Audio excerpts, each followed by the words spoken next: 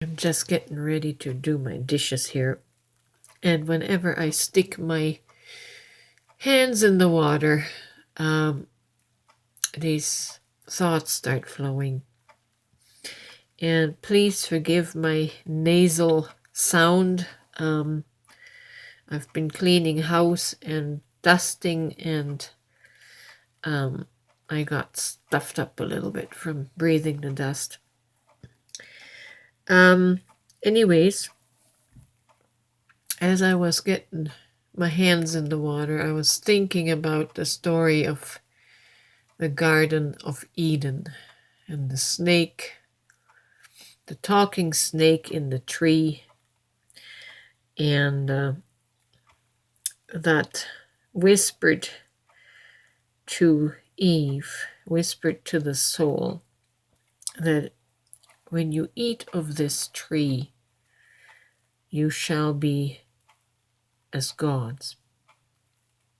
And the mandate of Yahweh, or the Lord, that forbade the eating of the tree, of the apple, of the fruit, said that if you eat of this tree or touch it, you shall surely die.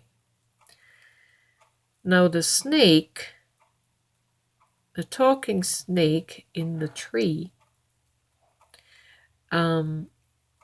said, "Oh, no, you're not going to die, but when you eat of this fruit, you shall be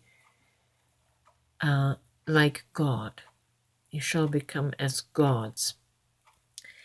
And I know there are many different interpretations of how people try to understand this metaphor or parable.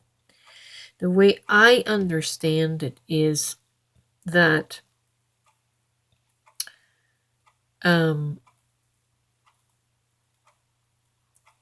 the mandate of if you touch and eat of this fruit, of this pine cone, right, the inner knowledge, you shall die. We made the mistake of thinking of that as physical death, right?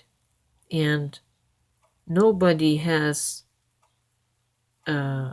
physically died in the instance they ate of that fruit. But what happens, what actually dies when you eat of the fruit,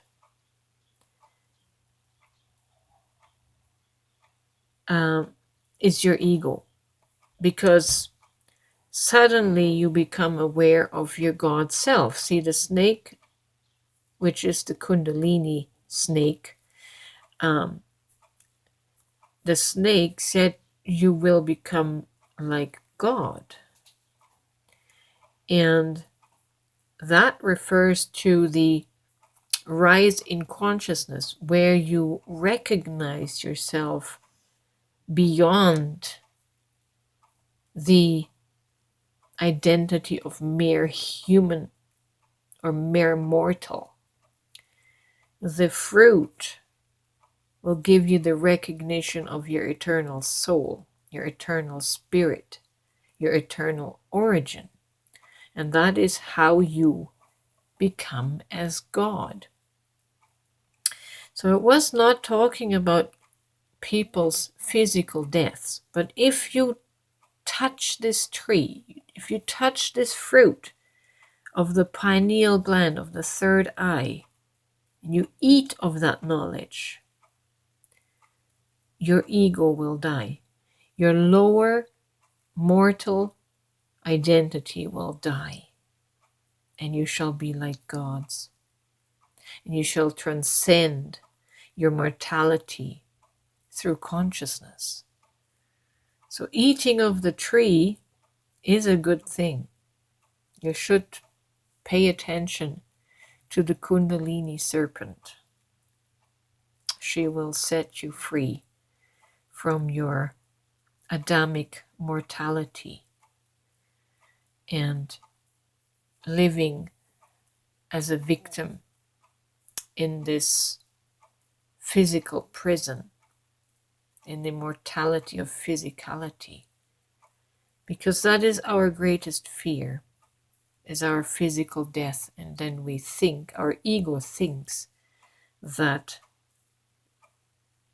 everything is over. It certainly is over for the ego persona, the ego identity that we invest all of our energy into maintaining.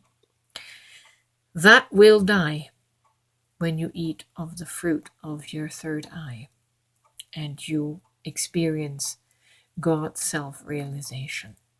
And nothing can ever control you after that. Nothing.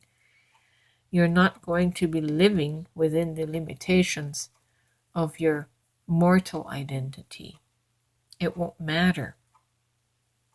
It won't matter to try and preserve your human persona, because you are God. You are that eternal consciousness that lives on forever. So no, you shall not surely die.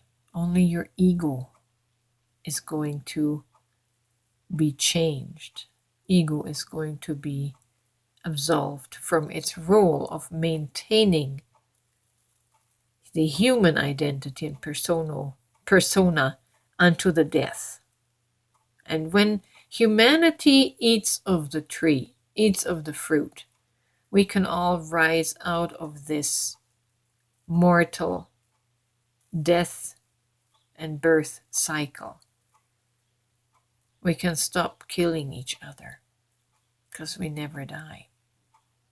So go ahead, touch the tree and eat of the fruit, and you shall become immortal.